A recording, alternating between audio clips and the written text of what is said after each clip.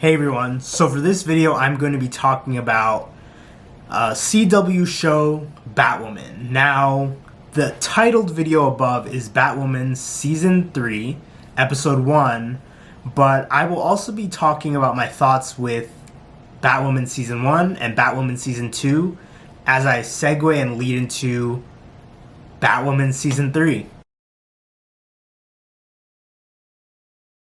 Now, I think it's only fair to say with Batwoman, I have really enjoyed this show on CW.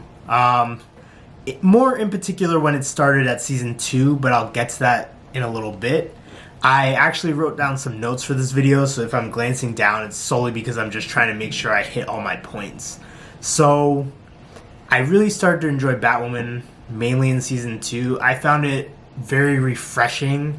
As a CW show, just hit upon a lot of different things, but let us start with Season 1. So, Batwoman Season 1 introduced us to, Kane, who's Batwoman, Mary, her stepsister, Luke Fox, and Alice, and, brought in some different characters such as the Crows, led by Commander Kane, Kate Kane's father. Oh yeah, and this video will have spoilers, so if you haven't watched Batwoman, please make sure that you do that. You could watch, you can find Batwoman really on HBO Max, but also some of it will also be on the CW app. So those are the two locations that you can find the show. So continuing on, so it brought us all these characters and put them all together inside of the show. Really got us an understanding of Gotham.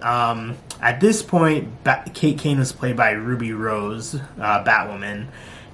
Me personally, she had the look, she had the stoic look of like how someone in the Bat family would be. The mystery of Season 1 was, where has Batman gone? He's disappeared, which resulted in, Kate Kane coming back and figuring out that she wanted to be Batwoman, etc., etc. But to me, the relationships didn't work too well, especially when you learn that the main villain of the show, which you learned in Episode 1, turned out to be the main villain. Alice was Kate Kane's sister that had gone missing as she thought she was dead, but then their dad, Commander Kane, who I personally call Candy Kane, was the commander of the Crows. So it just created a very weird dynamic where you knew that it would just be an endless cycle. Nothing would get resolved because the father wouldn't have found out about Alice for a while. Kate wasn't going to do anything as Batwoman to really lock Alice away. So to me, watching it would just be an endless cycle. Nothing would get resolved because the father wouldn't have found out about Alice for a while. Kate wasn't going to do anything as Batwoman to really lock Alice away. So to me, watching it was just kind of like, is this just what it's going to be? Like, we're just going to see the same thing over and over again. And, Season 1 was Season 1 is what it was. But also, when it came to the relationships that Kate had with her stepsister and Luke, it just didn't feel organic to me. It felt very much like, this is Luke Fox. His dad was Lucius Fox, who worked with Batman. Mary was just kind of there, as a stepsister to Kate. But once this whole Alice dynamic came in, I didn't feel they were siblings, to be perfectly honest. I didn't feel like they were siblings with each other. And so that was Season 1. It was okay. It wasn't the best. Going into Batwoman Season 2, though, this show got a whole new life for me, in the sense of, Ruby Rose was no longer playing Kate Kane, and they led it in the season with the mystery of, like, what happened to Kate? Where'd she go? And then we had a new actress take the role of Batwoman, but specifically going by a character called Ryan Wilder. Now, Ryan Wilder was just phenomenal throughout Season 2. it everything just felt very fresh and organic. I really appreciated how, yes, Alice was still in the picture, but the way they tied in why this version of Batwoman would have an issue with Alice worked really well for me, in the sense of, again, going into spoilers, in the sense that her adoptive mom was killed by Alice, so that kind of shows why she does not like that character. But also, Ryan struggled. She has a criminal record. I believe she was involved with drugs. She had a probation officer. Like, she went through a lot of different trials in her life in the show, and I liked that was talked about. It wasn't hushed over. It wasn't, overlooked. That's something that was very ingrained in her character that kind of justified why she went about the things that she did, why she didn't trust the crows, regardless of it being Sophie or not, especially Sophie. But she had her reasons and her motivations for doing the things she did based on her own experiences, which was nice. Mary, still involved, doing the whole hospital thing.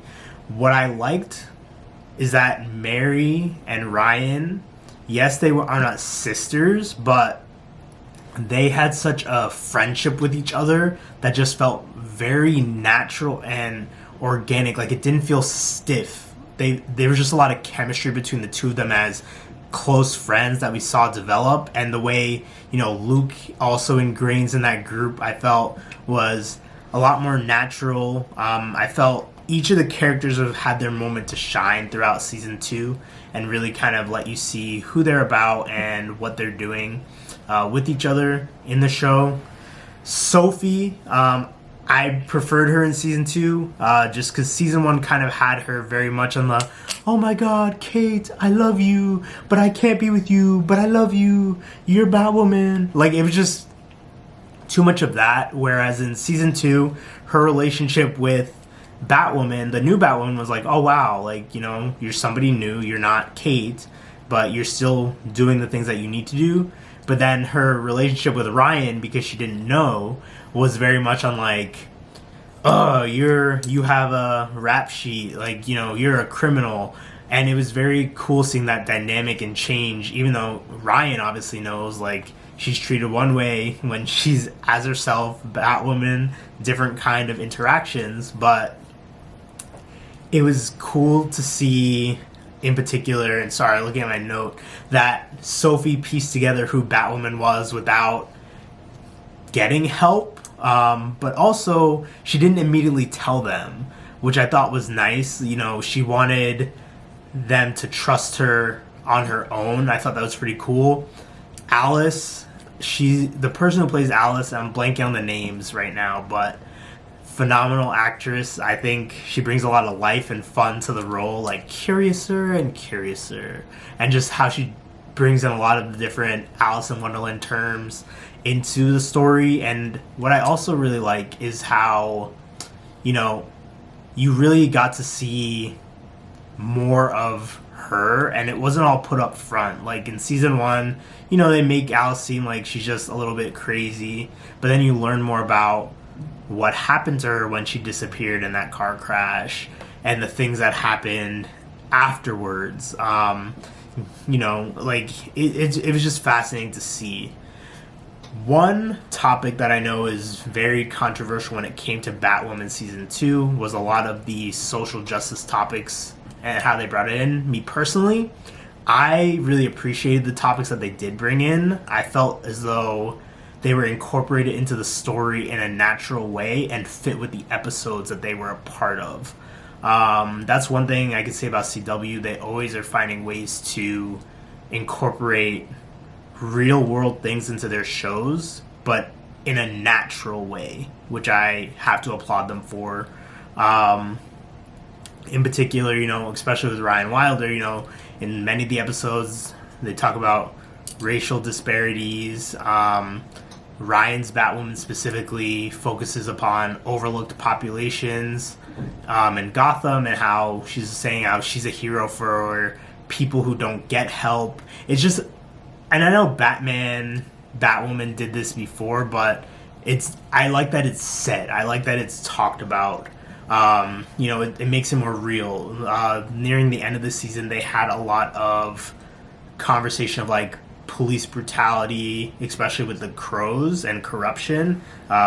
Fits in very real world, and I understand some people don't like that, but at the same time, as someone who likes comics, likes superhero material, I think it's important that those topics are incorporated in those forms to make it more present, make it more real. Not saying it needs to be overarching, but it should still be a part of what is shown.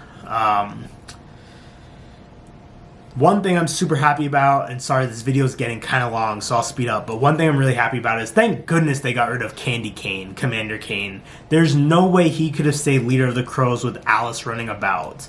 And then him also taking the snake bite drug, which is where I thought his villain story was going to come. Like, if you've watched Wreck-It Ralph, I literally thought he was going to become like, I can't remember the Turbo. Have some candy, like Candy Cane. I thought that's what he was going to become. Some of the stuff that didn't work for me in season 2 was, the Desert Rose and Sophia and Ocean.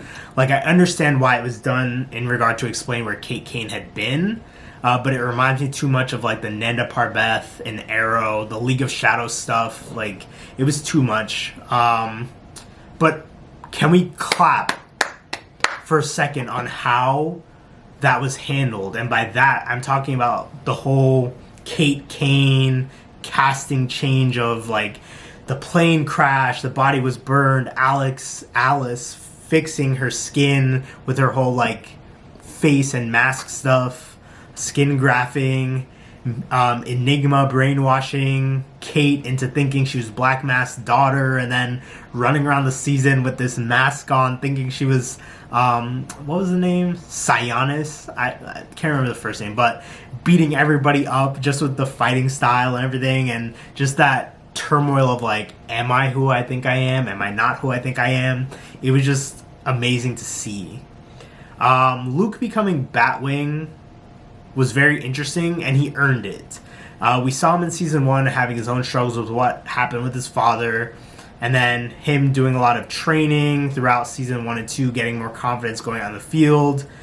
One thing I appreciated, again, bringing those real world issues, having conversations with Ryan about, what is considered black or not black enough in regard to the community and his place in it. Them having an open conversation about the struggles that they had. Season 2 just really impressed me, and I love Batwoman is just great. So let's get to season 3, because that's really what you're here for. So back to Batwing, earning his stripes in the suit. I appreciate that he doesn't know how everything works in the suit, and that there were a lot of tech issues. This episode starts us off with them going to collect many of the items that were lost after the fight in the end of season 2. Some random person gets their hands on the Mad Hatter hat, figures out how to use it, and again, tying in issues of like the medical system, mental health services, etc., but in a natural way that fits with the story. Alice thinking that her dad is coming to get her and sending notes was very sad, because I was seeing that and I was like, how is he sending such like detailed letters when he's in prison? But we learned that it was just magazine clippings that, and Alice in her mind was thinking it was notes from home, which is very sad, but again shows the inner turmoil that she's going through as well. The highlight of the episode was Alice interacting with Mad Hatter 2.0. Mad Hatter 2.0 asks Alice, she's like, do you think I'm crazy? Alice says no. Then he decides, okay, I'll stop mind controlling the other people, and then asks Alice for a hug. Alice gives a hug, then just stabs him in the back, and is just like, don't meet your heroes. Like, so good, so good. The episode ended with some questions for me, like, who's Ryan's mom? She's obviously going to become a big player in this game. Kate, Kane sending Mary a gift, congratulating her on becoming a doctor. Will we see her again this season? Luke's dad is in the tech. That's pretty cool. We only got to see him in that brief death sequence last season. But we can't not talk about the end of this episode without talking about what Alice did. Alice spilled the beans to Montoya for her freedom. Like, I didn't see it coming, but there are no secrets here, so Alice is willing to do whatever she needs to do. I'm looking forward to the next episode. If you'd like to see and hear more about my thoughts on this show, upcoming shows, please like this video, leave me a comment. I'd love to hear your thoughts on it and Batwoman in general. And don't forget to subscribe, and I'll see you in the next one. Peace.